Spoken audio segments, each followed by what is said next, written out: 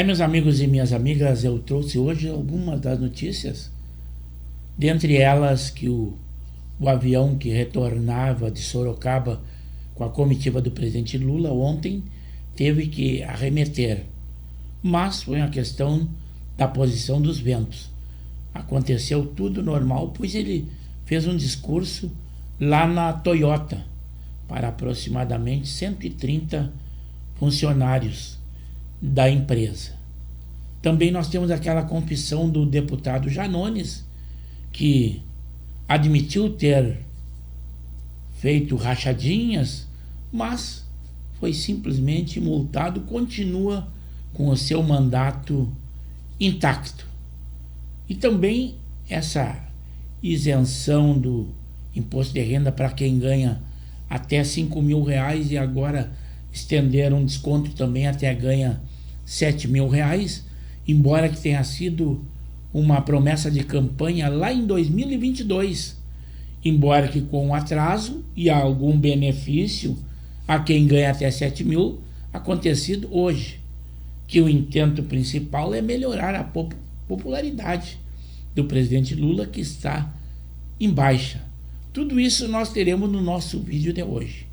Primeiramente, esse não problema, mas normal da aviação que houve com o avião presidencial ao retornar de... O avião da Presidência da República, que transportava o presidente Lula, precisou arremeter durante uma tentativa de pouso no aeroporto de Sorocaba, no interior de São Paulo. O incidente foi na tarde desta terça-feira. Vamos até a capital federal conversar com a repórter Paula Cuenca, que traz todas as informações. O que a Força Aérea disse a respeito desse incidente? Paula, conta pra gente. Acompanha, de acordo com a FAB, no momento em que o avião do presidente Lula tentava pousar lá no aeroporto de Sorocaba por volta das 3 horas da tarde, foi percebida a presença de ventos fortes na região.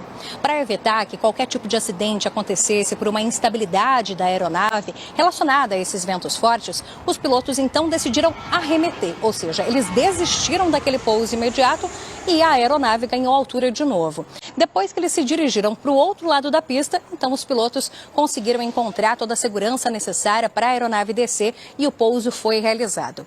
Essa diferença de tempo entre a tentativa de pouso e o pouso de fato foi de aproximadamente 15 minutos. Eu conversei agora há pouco com o presidente da Agência Brasileira de Desenvolvimento Industrial, Ricardo Capelli, que estava nessa aeronave, e ele disse que a reação de todo mundo foi muito tranquila a essa manobra que precisou ser realizada. Até porque foi considerada uma manobra muito comum justamente nessas viagens de avião.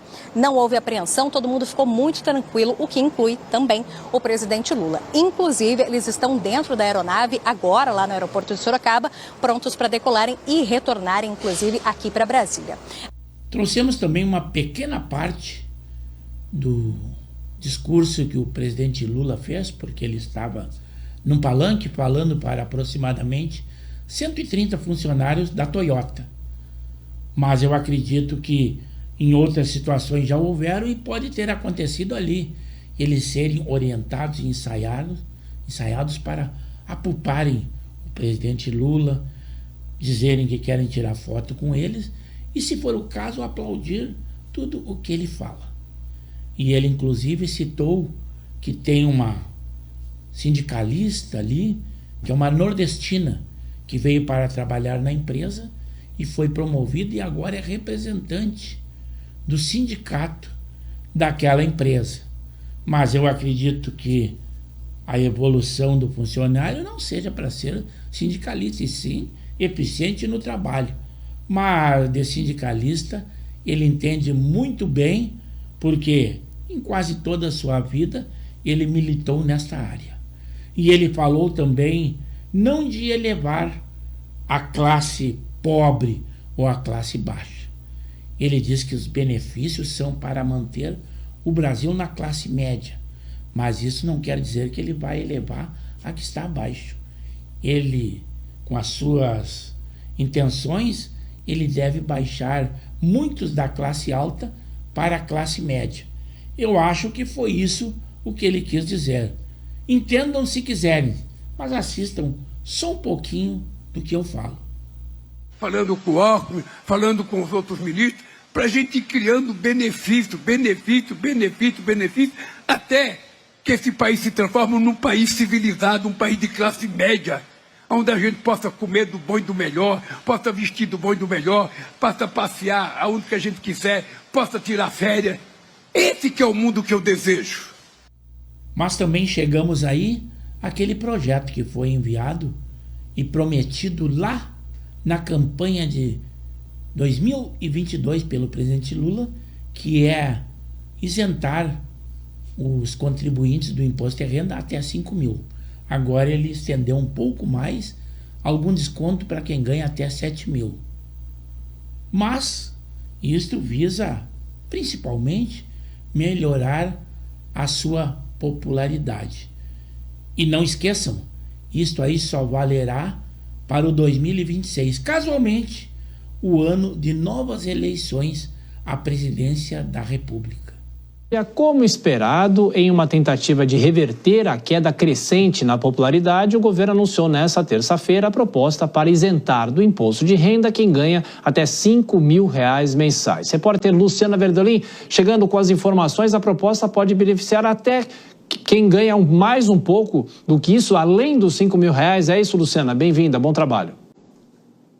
Olha, vai beneficiar sim, se for aprovada da forma que foi enviada ao Congresso Nacional. A expectativa é de que quem ganha até R$7 mil possa ter um desconto também na alíquota do imposto de renda. Até R$5 mil, a ideia é isenção total, não pagar nada de imposto de renda, e a partir de 5 até 7, aí tem uma escala gradativa de redução do imposto de renda. A partir dos R$7 mil, aí não teria mais desconto, e quem pagaria o custo extra, né, para garantir que essas pessoas deixem de pagar imposto de renda? Quem ganha acima de R$50 mil por mês. O presidente Lula fez questão de deixar muito claro que o governo está cumprindo, né, inclusive uma promessa de campanha, e que cerca de 140 mil pessoas vão pagar um pouco mais para que algo em torno de 10 milhões de brasileiros não paguem imposto de renda a partir do ano que vem. Mas para mostrar a vocês um bom esclarecimento, eu trouxe uma parte das pesquisas acontecido agora, nesse 19 de março, sobre a popularidade do presidente Lula. Eu acredito que essas iniciativas não estão surtindo efeito. Aqueles 3 bilhões e meio aplicados pela SECOM de Palmeira não estão surtindo o efeito esperado, pelo menos até agora. Reprovação já registrada em série histórica na cidade de São Paulo. Isso é o que mostra o levantamento do Instituto Paraná Pesquisas, divulgado nesta terça-feira. A pesquisa mostra que mais da metade da população de São Paulo, sendo 58%, desaprovam o governo Lula. 38% aprovam a gestão do presidente petista e cerca de 3% dos paulistanos não sabem e não responderam, ou não responderam. Dentro desses entrevistados, cerca de 26% consideram o atual mandato de Lula como bom ou até ótimo, enquanto quase 24% consideram que é regular. Na outra ponta, mais de 48% pensam que a administração federal é ruim ou péssima. A desaprovação ao terceiro mandato do presidente Lula cresceu 12 pontos percentuais nos últimos 6 meses e atingiu o recorde de série histórica do Instituto Paraná Pesquisas, que começou em julho do ano passado. Olha aí na tela para você ver as imagens dessa desaprovação em território paulistano. Trouxe também a decisão da PGR de Paulo Gonet de que não havia motivo nenhum para reter e nem para recolher ou apreender o passaporte de Eduardo Bolsonaro, em resposta ao Supremo Tribunal Federal ou, especificamente, ao ministro Alexandre de Moraes, no dia que Eduardo Bolsonaro pediu licença de 6 meses da Câmara de Deputados e vai agora ficar em autoexílio nos Estados Unidos. Aí está a decisão. Informação importante, Theo Cury vai trazer para a gente, porque o Pedro citou. A PGR foi instigada pelo STF a se manifestar sobre a questão do passaporte, a apreensão do passaporte de Eduardo Bolsonaro. Theo Cury traz, nesse momento, a decisão de Paulo Gonet. O Procurador-Geral da República, Paulo Gustavo Gonet Branco, se manifestou contra a abertura de uma investigação e contra também medidas cautelares a serem impostas contra o deputado federal que anunciou que vai ser licenciado do cargo de parlamentar Eduardo Bolsonaro. Foi um pedido feito pelo Partido dos Trabalhadores, pelo PT, e fez que pede a abertura de uma investigação dizendo que o deputado federal está instigando os Estados Unidos, por meio do Congresso e das autoridades norte-americanas, a medidas contra o Supremo Tribunal Federal e os seus integrantes. Então, o Partido dos Trabalhadores alega três principais pontos: propor uma proposição de lei para atacar e constranger o Supremo, obstrução de investigação de organização criminosa, coação no curso do processo e também atentado à soberania nacional. Para você que ainda duvida de que decisões da Justiça têm cunho ideológico, vejam aí o deputado Janones, que admitiu ter feito rachadinha e foi decretado uma multa. A ele continua com o seu mandato livre, leve e solto. Como é bom ser de esquerda nos dias de hoje. Se fosse de direita, eu acho que a complacência da justiça não seria tão grande assim. Para se livrar de um processo, ele teve que celebrar esse acordo de não persecução penal. Está previsto em lei. Agora, o que é que prevê um acordo dessa natureza? Prevê uma confissão. Então, o indiciado, e ele foi indiciado pela Polícia Federal, num caso de rachadinha, o indiciado teve que confessar o seu mal feito e, com a confissão, ele se beneficia. O processo não é aberto. No caso do Janones, ele se comprometeu a devolver R$131 mil à Câmara dos Deputados, mais uma multa de R$26.300. Então, é um transgressor, confesso.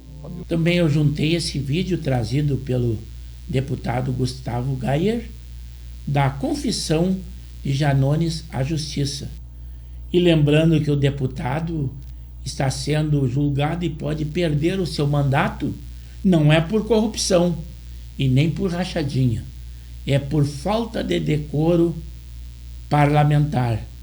Este é o nosso Brasil, assim é a nossa justiça. Eu confesso, onde um deputado admite que cometeu o crime de rachadinha, o crime que ele acusava todos os outros, ele admite que faz isso e leva apenas um tapinha nas costas. Deputado André Janones, então, só para dizer para o senhor que esse acordo de não persecução penal implica, por parte do senhor, o reconhecimento dos fatos, né, que estão descritos aqui no acordo. E eu gostaria só de confirmar com o senhor aderiu voluntariamente a esse acordo, teve a oportunidade de, nesse acordo, participar em participação com a defesa técnica do senhor. Tive participação através da minha defesa técnica na elaboração do acordo e estou celebrando o mesmo de livre, espontânea vontade, sem nenhum tipo de pressão, coação, enfim, tudo conforme dita o ordenamento jurídico. Perfeito. O senhor também deve ter sido informado, mas só para confirmar que o senhor, claro, tinha direito ao silêncio, sem qualquer prejuízo que pudesse decorrer dessa prerrogativa. Fui informado de todos os meus direitos, sim. Tá bem. Então, os fatos dizem respeito, né, a ocorrências aqui que no ano de 2019 o senhor teria solicitado um cartão de crédito adicional em nome de alguns assessores parlamentares. Não vou ler os fatos, mas estão descritos aqui na petição do Ministério Público, que foi juntada em 6 de março de 2025, em que também estão constantes as condições que esse acordo, para ser homologado e depois extinto, está sujeito ao cumprimento dessas condições. Vou mencioná-las rapidamente aqui, mas a reparação do dano no valor aproximado de R$131 mil, uma prestação pecuniária no valor de R$26 mil aproximados, e a delimitação de como esses valores serão pagos.